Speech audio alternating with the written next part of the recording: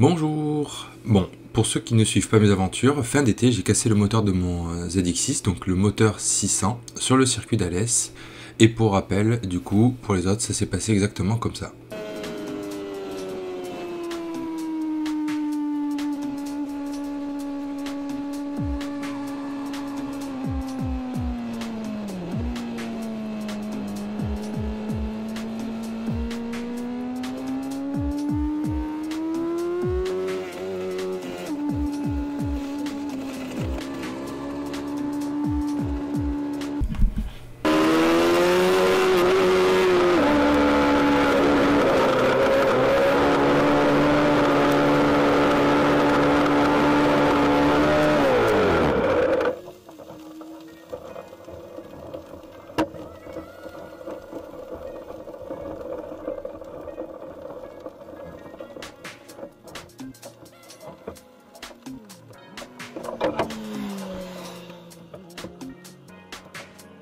Je tiens donc à préciser avant tout que je ne suis pas mécanicien, que je risque de faire des erreurs. Ne vous énervez pas. Dans tous les cas, si vous appréciez mon boulot, n'hésitez pas à vous abonner parce que ça me fait plaisir. Enfin, ça me fait plaisir. Ça me permet de penser qu'il y a des gens qui s'intéressent à ce que je suis en train de faire et à autant que ça prend à monter ce genre de vidéo. Profitez bien. Voici du coup le démontage du moteur. Moi ça me fait toujours un peu mal au cœur quand même quand je regarde comment il s'est cassé. Bref, donc voici le saucisson posé. J'avais commencé déjà à récupérer des pièces comme la pompe à eau pour mon histoire de maillot sur le moteur que j'ai acheté d'occasion. Bon, je viens de dévisser la pompe à eau et surprise motherfucker. Voilà, de l'huile qui coule de la pompe à eau. Alors j'ai juste enlevé le carter. Donc j'ai bien un problème d'étanchéité de la pompe à eau. Voilà, ma maillot vient d'ici. Juste rapidement pour refaire un topo, vu que j'ai cassé mon moteur, j'ai acheté un moteur d'occasion et le moteur que j'ai acheté d'occasion faisait de la maillot. Genre, et voilà. Genre t'as pas trop de problème Rémi avec les moteurs, c'est bien. Vu que j'y connais rien, enfin j'ai jamais réellement ouvert un moteur, je vais découvrir, de toute façon je peux pas le casser plus que ce qu'il est maintenant et je vais voir ce qu'il est possible de récupérer. Bon, l'ACT était déjà enlevé, donc là on va retirer, on va dévisser le tendeur de distribution pour pouvoir libérer la chaîne et pouvoir sortir plus facilement les deux arbres à cam. Donc l'arbre à cam c'est ce que je tiens dans la main. Donc je pars du principe aussi que tu connais rien en mécanique, exactement comme moi en fait, je démonte juste pour voir et comprendre. Ici donc on retrouve les godets, en dessous vous avez les soupapes, les puits à bougies et la chaîne de distri. Voici une vue éclatée en fait du godet, de la cale, du pastillage en fait et après de l'assemblage de la soupape pour ceux qui avaient jamais vu comment c'était fait. Pour enlever les godets, il suffit tout simplement d'un aimant et si tu retournes ton godet, tu verras si tu as une pastille pour ajuster le jeu de tes soupapes. Voilà.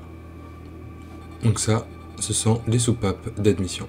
Ensuite, il faut retirer du coup ces vis là qui sont quand même assez longues. Alors attention, si tu commences à faire ce genre de choses, alors je suis pas mécanicien, mais il y a des vis qui se démontent qu'une fois. Donc je crois que c'est les vis de la culasse, je suis pas sûr. Mais il est peut-être probable que si tu les dévisses, enfin il y a certaines vis dans ce que je vais faire qui ne se remontent pas une fois qu'elles ont été dévissées. C'est ce que je vais dire. Une fois les vis retirées, tu peux sortir la culasse, donc il y a des guides. Donc il faut bien la sortir droite, donc dessous tu as les pistons, ça sera plus simple avec une photo. Bon alors du coup les pistons, sauf un, le joint de culasse du coup qui contourne les pistons. Alors moi ce qui m'intéressait c'était de savoir dans mes précédentes aventures de comment on refroidit un moteur, j'en avais strictement aucune idée, donc du coup je demandais oui donc c'est bien par là en fait que passe ton liquide de refroidissement ou ton eau pour refroidir tes pistons. Bon, la chaîne de distri, les guides de distri, il y en a un que tu peux retirer en tirant, l'autre il est tenu avec le chose en bas. Bon, le démarreur, et moi en l'occurrence il me manque un piston. Alors maintenant l'autre côté. L'autre côté, on y retrouve du coup les soupapes, celles que là où je t'ai parlé des godets, c'est les grosses soupapes, les petites c'est celles qui vont vers les collecteurs d'échappement. Moi j'ai mis les goujons parce que souvent j'en parle et en fait personne ne sait où c'est. Et faites attention si un jour vous dévissez vos collecteurs, avec la chaleur des fois les goujons ils se pètent net. Et c'est chiant parce que c'est du fer hardcore, et pour le percer c'est chiant. Donc les soupapes d'échappement, les soupapes d'admission, et et là au milieu des 4 soupapes vous pouvez voir du coup l'électrode de la bougie du coup qui fait l'étincelle. Bon, mais bien sûr vous retrouvez asymétrique le circuit de refroidissement hein, comme sur le bas de la culasse, et voilà. Sachez aussi que du coup, quand vous rétrogradez trop fort et que vous êtes dans la zone rouge, ça fait du sur-régime et c'est ce qui peut arriver, enfin c'est sans doute ce qui a dû arriver à mon piston 2 ou 3, qui est venu faire des bisous aux soupapes et du coup il les a tapés et c'est tombé en miettes et tout est tombé dedans et ça fait crunch. Et puis voilà. Crunch, crunch, crunch. Donc tout cassé. Donc on retrouve de la bonne limaille de fer. Et voilà, la fameuse culasse. Alors maintenant, on va continuer à démonter. Donc on va démonter la partie avec les cylindres.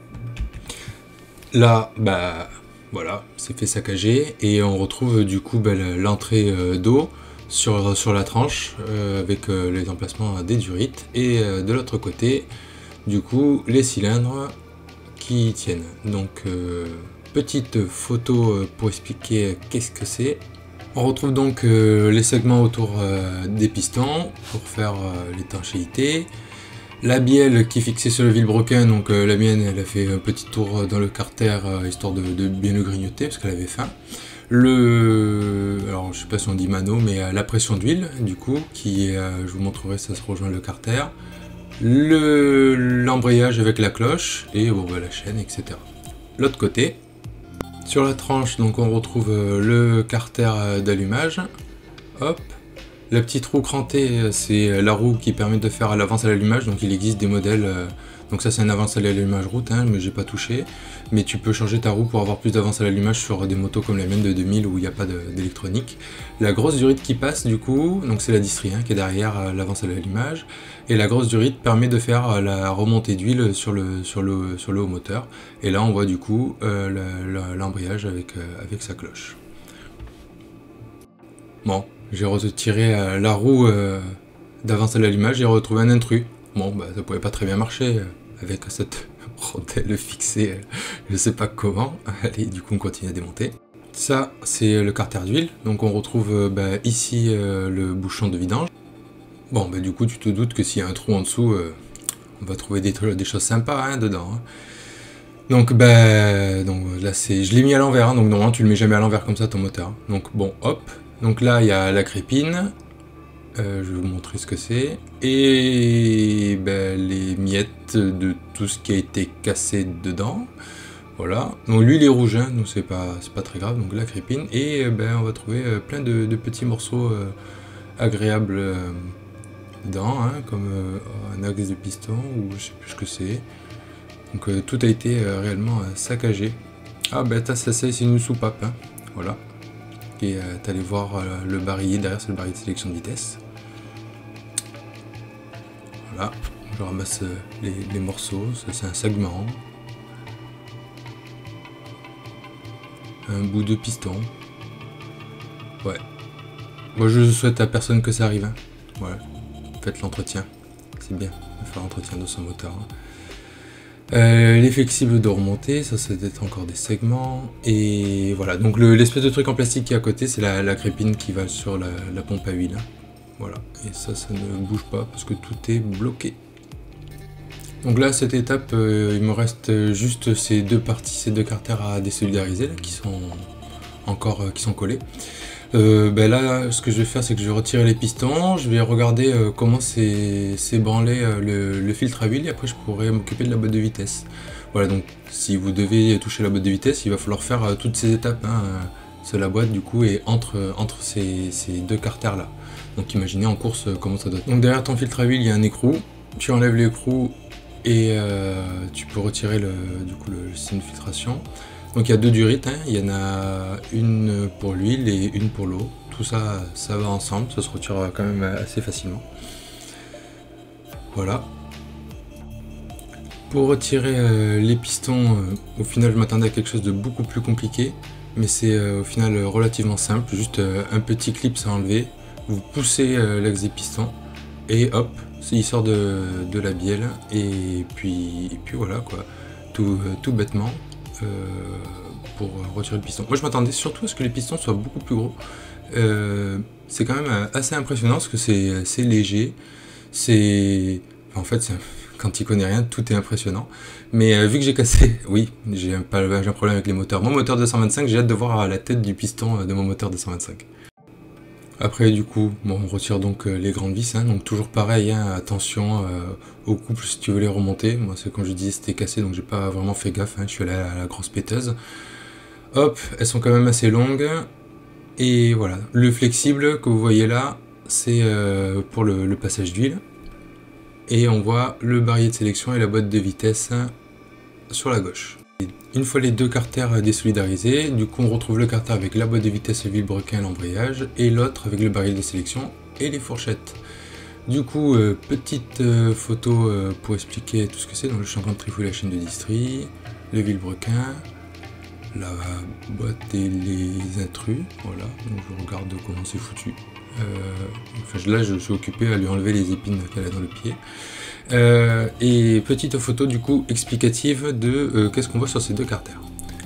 Alors bon, bah, boîte de vitesse, si vous n'avez pas deviné, on retrouve le vilebrequin, la chaîne de distri et l'embrayage. C'est à peu près la même chose que ce qu'on a vu juste avant, c'est juste posé là.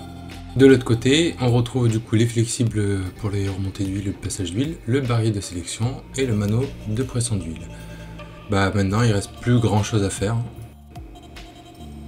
Là en gros je vais récupérer du coup le barillet de sélection et les fourchettes, donc ça c'est les fourchettes. Voilà, donc tout ça c'est ce qui fait fonctionner en gros ton sélecteur. Donc je vais récupérer tout ça, ça se garde, c'est en bon état. Sachant que juste avant en fait tout ce que j'ai démonté j'ai rien gardé, hein. Enfin je vais rien pouvoir garder. Donc le fameux barillet de sélection, les flexibles d'huile, ça je les garde. C'est très fragile à démonter, il y a des vis et bon il y en a certains qui sont cassés.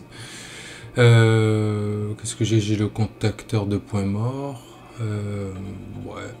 Voilà ce qu'il y a à garder sur ce carter là, et sur l'autre j'ai la boîte de vitesse et l'embrayage. Quand on arrive du coup à cette étape, si t'as pas un téléphone dans la main, tu peux facilement lever le vilebrequin. Mais voilà, c'est globalement assez simple. La boîte de vitesse, voilà, ça s'enlève typiquement que comme ça. L'autre côté, du coup, il se lève aussi. Et puis après, dès que les deux axes, tu peux sortir le vilebrequin. Voilà, enfin fini le démontage. Bon, alors je saurais pas le remonter, hein. Donc ça c'est la boîte. C'est le seul truc que je peux garder de ma moto, de ce moteur cassé. Le carter, donc là où était posée la boîte là. Le vilebrequin ici, avec le joli trou, voilà.